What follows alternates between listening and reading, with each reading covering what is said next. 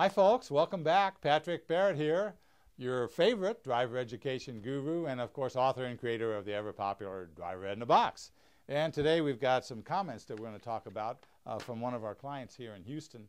And this is kind of interesting because I think this reflects, again, something that you can learn from as to how beneficial it is to use the commentary and how important the communication between the student and the parent, the son or daughter and the parent, and the student and the instructor is, and why commentary really makes it a lot easier to do this.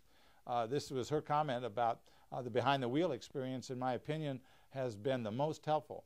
She writes, the progression from empty parking lot to neighborhood to a short drive on the city street, etc., has helped me build my confidence while behind the wheel and gave me valuable time to become familiar and comfortable with all the commentary. I had a hard time communicating with my mom at the beginning, however. With the help of the commentary, we learned how to better communicate with one another. That is so important. And it's interesting because when I happened to meet this lady and talk with her about that, and I asked her if she used the commentary, she perked up. Oh yeah, this is really great. We like doing the commentary, you know. And I'm thinking like, well, that was a real beneficial, obviously positive experience they had because they saw the benefits. Because what occurs with most times, if you don't use the commentary, your parents out there wondering, what am I supposed to say now? What are they doing? You know, there's no telepathy here, folks. That's why we use our words, okay? Yeah, okay. We also use our body language to indicate how we want to speak or what we want done. But the fact is we need the words to make it easy, and that's why we use and have developed that commentary for you. Okay, and she went on to say, however, with the help of the commentary, we learned how to better communicate with one another. By the time we moved into heavy traffic, we were easily able to communicate with one another. Every time we get in the car, she always tells me to practice like my life depends on it, because it does. Well, thanks, Mom. We sure appreciate you doing that. We get that from a lot of folks. I hope to go a lifetime being a collision-free driver. Thank you, Driver's Ed in a Box. Well, you're certainly welcome.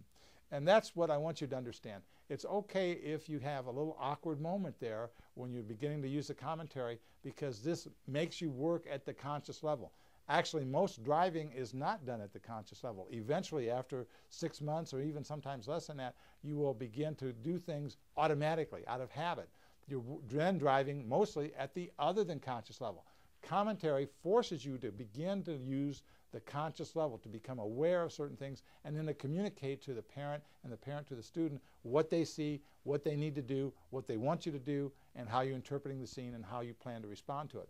That's why it is extremely valuable and very, very poorly used in most every other program or every other course I've ever seen. You know, they talk about it, but they don't really integrate it from the very beginning. And that's why commentary is so critical and so important.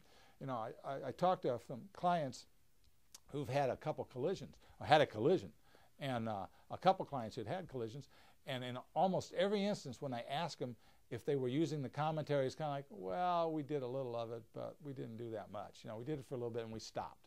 You know, and that's a big mistake. And that's one of the things, and we can't make you do that, but I can tell you that if you want to really have an effective training, you have to stay with that commentary.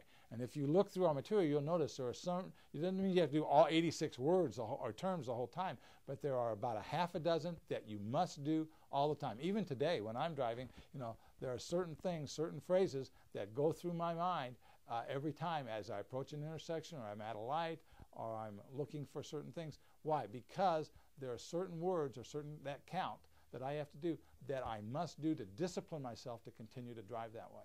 You know, so it stays with you. Pick out the ones that will help you the most and make sure you continue to use those. Again, this is Patrick Barrett reminding you to practice like your life depends on it, because it does. And if you need any help, any additional resources at all, go to www.driveredinabox.com. Get one of our resources. Let us help you save someone's life. This is Patrick Barrett saying bye now.